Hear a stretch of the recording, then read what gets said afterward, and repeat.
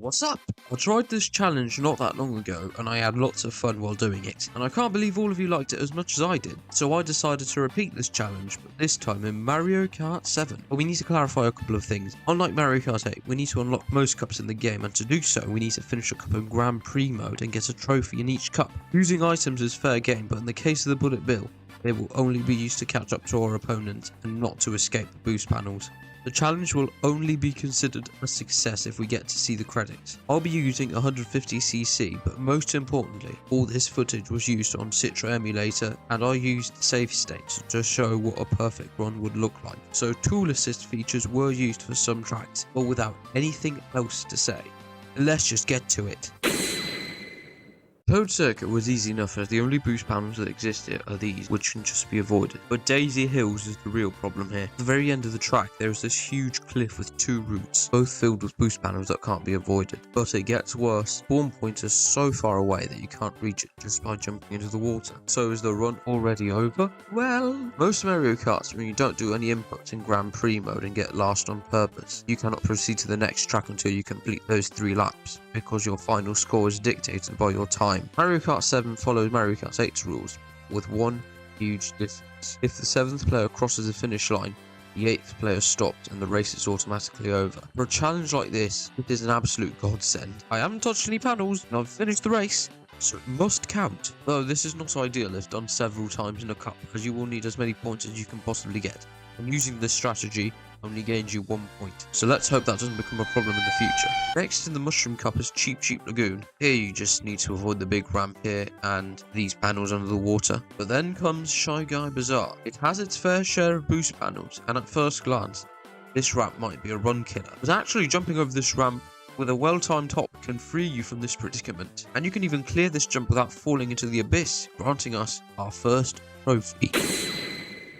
Luigi Raceway is pathetically easy, but then comes Bowser Castle 3, which has a lot of boost panels, which can't be jumped over. However, we can trigger a glitch that lets us jump over the barrier, but we also need mushrooms to jump over each gap. Thankfully, we only need to do this on the first lap, as you can glide over all of the ramps in the second and third, making this track possible. Mushroom Gorge, you can go onto the off-road and fall off the stage to bypass every panel, and Luigi's Mansion is incredibly simple. Woohoo Loop and Mario Circuit won't give us any trouble, but Music Park has this panel which can thankfully be jumped over, and both the railing jump in the beginning and the mountain jump in the end are both possible, but the latter is quite difficult to avoid, so instead I just waited until the race was over, and afterwards I got a gold trophy. Cooper Beach posed no problem, but I had to stall in Mario Circuit 2 as I couldn't find a way to jump over the panel. While Coconut Ball was simple enough, just take the bottom ramp and avoid the rest. But then came Waluigi Pinball, which resulted as you probably expected it to. However, this time the stall strategy needed to be tweaked, because that would mean that my opponents would gain more points than me, and I wouldn't be able to gain the trophy, which would mean that we wouldn't be able to unlock the rest of the Retro Cups, and thus would prevent this challenge from being possible. So then I looked at who was the rival CPU that would overtake me and steal my trophy. I was trying to defend my 3rd place, and then I knew exactly who I was up against. DK. I had to kill DK. I bombarded him with items and blocked his way from the finish line by ramming into his cart like a madman in the final lap so he wouldn't catch up. We ended up in 4th, and that resulted in me tying for 3rd place with him, which means we can move on. Holy Piranha Plant Slide and Wario Shipyard were both impossible, so I had to park myself next to the finish line. Neo Bowser City, on the other hand, was simple enough, so I had to not only win the next track, but also prevent my opponents from gaining more points than me and somehow get a trophy. Marco Woohoo would be almost impossible if it wasn't for this huge skip, so getting first in the halfway point of the track won't be a problem. But I need to wait and farm for a mushroom so I can jump enough distance into the abyss and try to respawn in the flying platform, because without the mushroom, I would get spawned next to the boost panel. This took an agonizing amount of time, and I had to use many save states. I got 2nd in the race, which gave me enough points to get 3rd place. I just hope that every victory isn't as sketchy as this one. The first 3 tracks were laughably easy, and even though Maple Treeway was impossible, I just had to stall and win, so that was a bit boring. Oh, wait a minute, I've got Wiggler? Yes! Super Cape was as impossible as ever, but Dino Dino Jungle was the opposite of impossible. But then came Airship Fortress, which may be a bit of a problem, so we had to do the same strategy as Waluigi Pinball. Destroy an overachieving CPU that had a chance to overtake the amount of points that I did, and the opponent that was threatening the run was Peach, so I completely demolished her. Well, in actuality, she was doing all the work for me as she was going very slow and fell into this crack in the track, leading to her getting an accumulated number of 15 points in the entire track so far, as opposed to my sufficient for the time being 12. SNES Rainbow Road was as easy as pie. I demolished any chances of a CPU stealing a trophy from me, and afterwards I got a bronze trophy.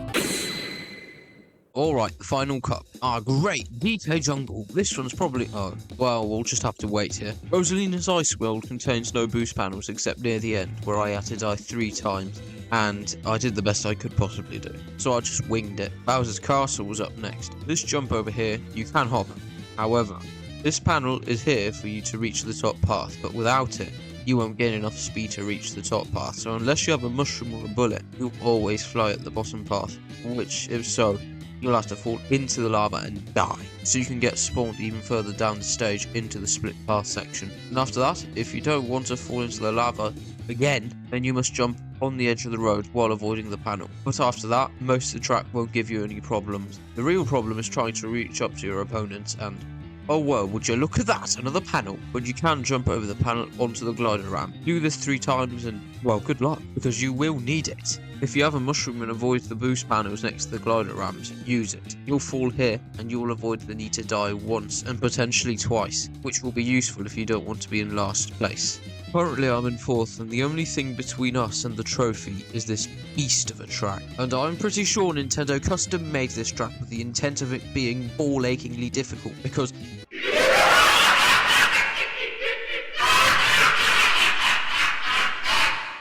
Jesus Christ, look at this! There is no way a human being should be able to do this. Well, guess what? I am the human being who's going to do this. But if you thought about the respawn tactic, think again, because we'll get sent back here again. So not only do we have to get through this section without touching the boost panel, but also without falling down. The order you'll need to take these jumps in is right, left, left, right, right, left, and then die. Pause. The spawn area sends you ahead after you clear the 3rd platform. If you somehow get all the way here, you must use an item that boosts you in the air to reach the spawn trigger on the other side to get past the mushroom bit off the track. And after that, you will need a golden mushroom, not even a regular mushroom, a golden mushroom to make a huge jump from Saturn's rings. The hardest section is now behind us, but you will need to go into full throttle because most CPUs will be ahead of you. So please take advantage of the items that you get and don't touch any boost panels in the rotating cylinder. And now, look at the score. Look at the trophy. Look at the credits. So beautiful. So, is it possible to beat Mario Kart 7 without touching a single boost panel? Yes! Yes, it is! However, if it wasn't for the 8th place finish exploit and save state, it might not have been possible, but thankfully, with these tools, it certainly is. Honestly, I was expecting this challenge to be way easier than it actually turned out to be, but if you try this challenge with an emulator, I highly recommend doing so. And hey, there was probably more tracks that were possible than I think, either by using task bots or through human inputs. Anyways, I'ma head out.